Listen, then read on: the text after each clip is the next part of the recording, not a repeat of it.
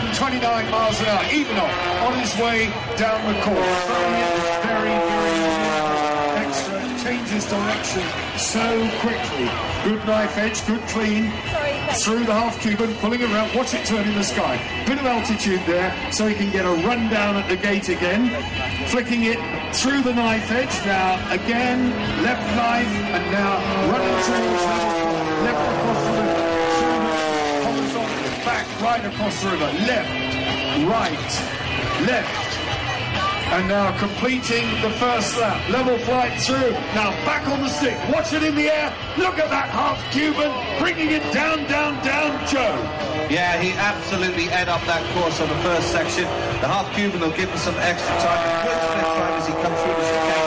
Into gate 15. No problems transitioning over into knife edge. Now flick hard back, you're pulling a good 6-7G just in that turn, and now this again is where that symmetrical wing on the extra 300 SR will help him. It'll be a nice tight turn, gaining time all the time, and easily pulling back. He's easily able to get around those corners a lot better than the Edge 540s. And let's lay down. Remember, it's just between him and Hannesar. Nobody else, it's a head-to-head. So the time building up as he goes through the penultimate gate. He wants to be at least doing in the 124s, and he only...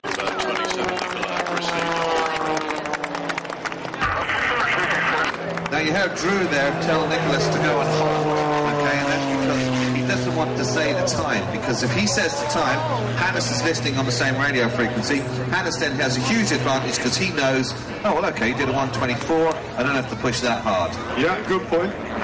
Both pilots in the air at the same... Up Hannesar, 233 miles an hour. Through he goes, away down the course then, through the chicane.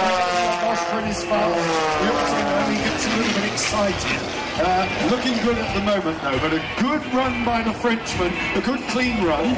Hannesar pulling it round really, really tight. We're getting a split time, half a second to the good. It's in the green by 0.45. So the Austrian, as Joe said, on his way at the moment to the semi-finals.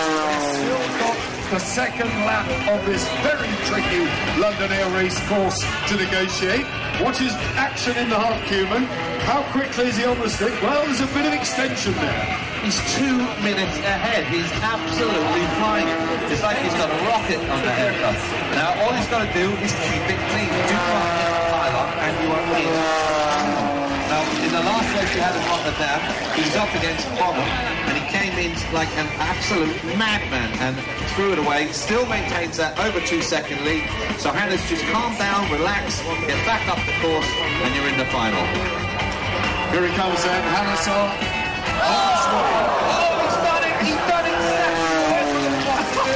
He just cannot help himself. The Austrian has just talked himself out of a place in the final and possibly overtaking Paul Bonham. A huge time of one. Number 27, Nicola, 1 minute 24.48 seconds with no penalties. Number 28. 1.07 with a 10-second penalty touching the gate. Nicola, you're into the final. Thank you, thank you.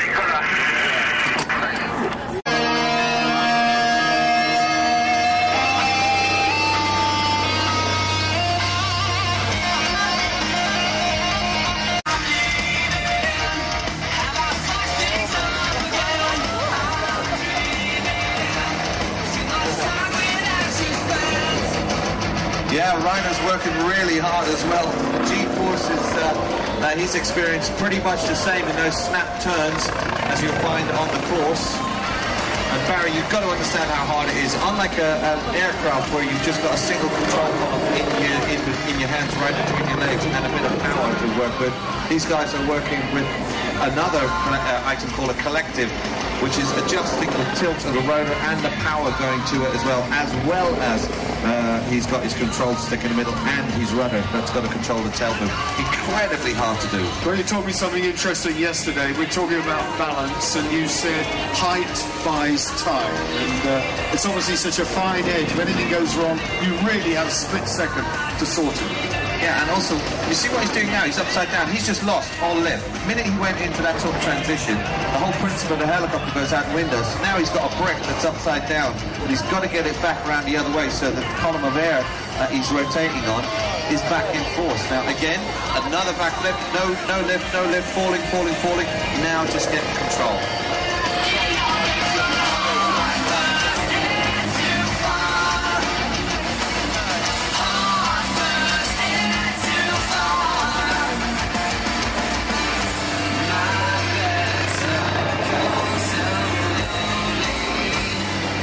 So it's those maneuvers when you see him going on his back, they're the ones that, as he's transitioning out of it, he's finding it really hard to actually get back into it. But it's the power of the helicopter, and it's just like a sports car. You can put so much power down so quickly. That's what rescues him. What sort of flying hours would a pilot have to get to this level in helicopter flying? You're well over thousands, you know, in probably 5,000 to 10,000 hours. I don't actually know how many run it. I know he's got a full CPL, so it'll be 5,000 hours plus. But this type of flying, you know, you'll probably do less than 1,000 hours in your whole life for this type of flying.